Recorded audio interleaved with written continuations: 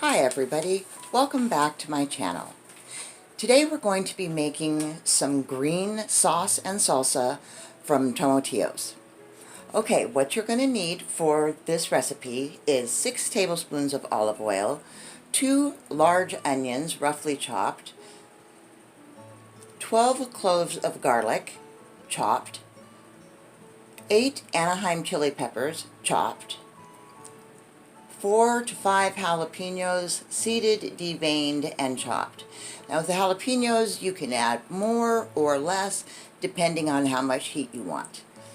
With about 4 jalapenos deveined and de-seeded, there's just a lot of flavor and a little bit of heat. Okay, moving on. We will need 3 pounds of tomatillos, husked, washed, and quartered, 1 entire bunch of cilantro coarsely chopped, 3 teaspoons of salt, a half a teaspoon of pepper, 3 teaspoons of cumin, and 4 cups chicken or vegetable stock. Okay, the first thing we're going to want to do is we're going to want to go ahead and dehusk our beautiful tomatillos, and then we're going to want to quarter them and wash all the rest of the vegetables and get them ready to start the sauce. Okay, I am going to go and I'm going to wash my vegetables. I'm so excited to be here with you today and to share this really quick, simple, and easy recipe that you can use for many different things. You can use it for burritos, for tacos, as salsa, for Chile Verde, there is a multitude of uses. And whatever you use this green sauce, I can guarantee you, it will take your flavor level to a whole new level. Okay, so it's quick, it's easy, and it is just so much better than store-bought canned sauce. Like I said, it will take your flavor profile to a whole new level. Okay, let me get these vegetables washed and let's get into this recipe and video. I'll be right back. Okay everybody, I'm back.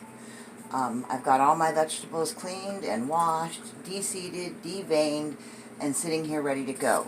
I'm going to show you how to peel or dehusk the tomatillos. And one of the first things you're going to notice when you start working with tomatillos is that they are very sticky feeling when you get the husk off. Excuse me. Once you get the husk off, they're very sticky. And then when you wash them, they get slick or slippery. So slickery, if you will, if that's like even a word. But anyway, but don't worry about that.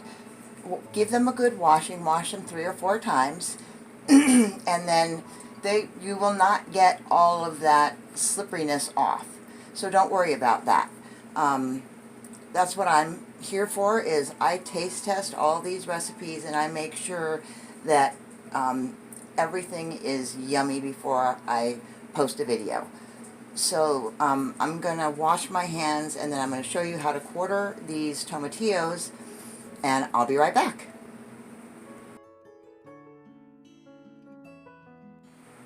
Okay everybody, I'm back.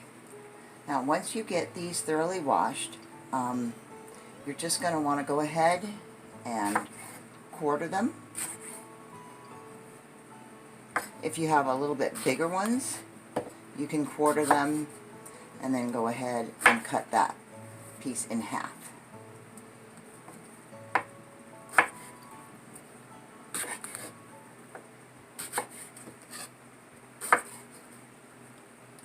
And like I was saying, like I started to say before, excuse me, if you see any little imperfections like that, just go ahead and slice that little piece off.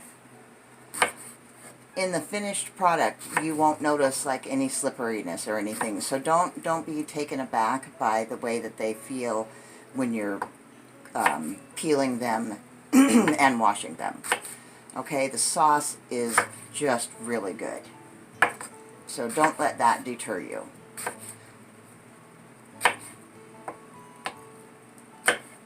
Okay, now I've already got my 8 cups of chicken stock going in my pan. And now I'm simply going to drop my tomatillos, and I've got the rest of them already in the pan. So I'm going to drop these into the pot, and I'm going to give that a stir. I don't need to worry right this second about any kind of cross-contamination because I'm only working with vegetables. Okay, so to this I'm going to want to add some coarse ground pepper, or salt, I'm sorry. Pink Himalayan salt is what I use. And then I use rainbow peppercorns. And you're going to want to use about a half a teaspoon of pepper. And then you're going to want 3 teaspoons of cumin.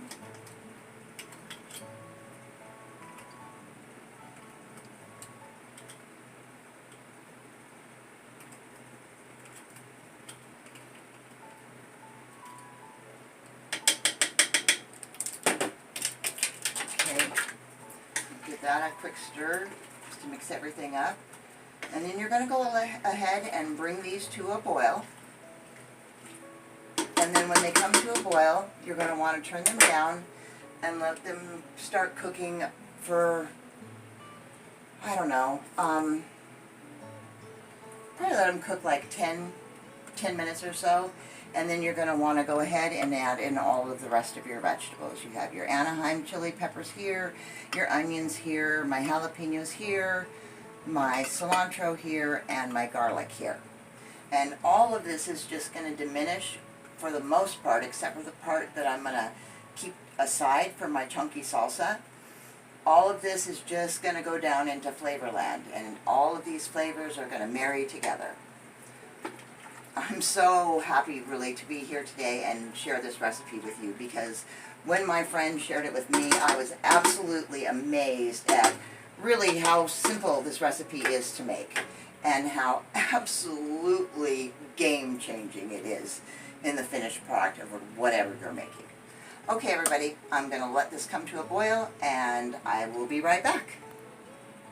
Okay, everybody, I'm back, and my tomatillos have come to a boil, and they've boiled for about 5-10 minutes, and they're starting to break down. So I'm going to go ahead and turn them down to about a medium heat, and I'm going to throw in all the rest of my vegetables. Got my 5 jalapenos here that have been deveined and de-seeded and chopped. I've got my entire bunch of cilantro. I've got 2 large onions, roughly chopped. And you guys know what roughly chopped is. Like, it doesn't need to be, it's just diced. They don't need to be tiny pieces, just chopped. And so we've got, I think 8 Anaheim Chile peppers here, and 12 cloves of garlic.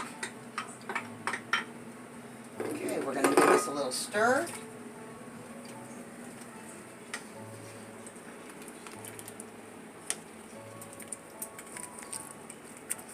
And you can see all of those beautiful vegetables. Okay, now those are just going to melt away into a heavenly, amazing green sauce. Okay, everybody, I'm going to let this go ahead and cook covered for about 20 minutes, and we'll be back to check on it.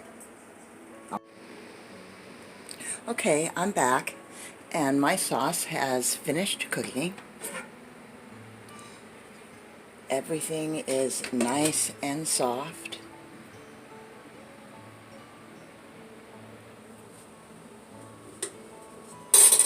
So now at this point, what you can do is, if you have an immersion blender, you can just take your immersion blender and stick it down into the pot and go ahead and make this into a sauce. I don't have an immersion blender. You can also use a food processor. I have a Ninja, and it works perfectly well to take that and make it into a sauce. Now I have gone ahead and dished up a cup of this to the side, and because I want to make 2 jars of chunky salsa. So I'm going to take 2 of these jars and I'm going to fill them up with half of this each, and then fill them the rest of the way up with excuse me, fill them the rest of the way up with the sauce.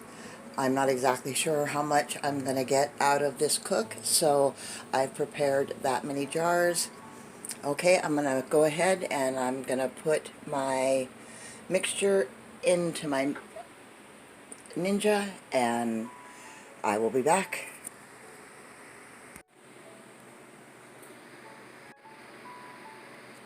Okay everybody, I'm back, and I liked the look and the consistency of this, the mixture exactly as it was cooked, without adding any of the blended sauce into it.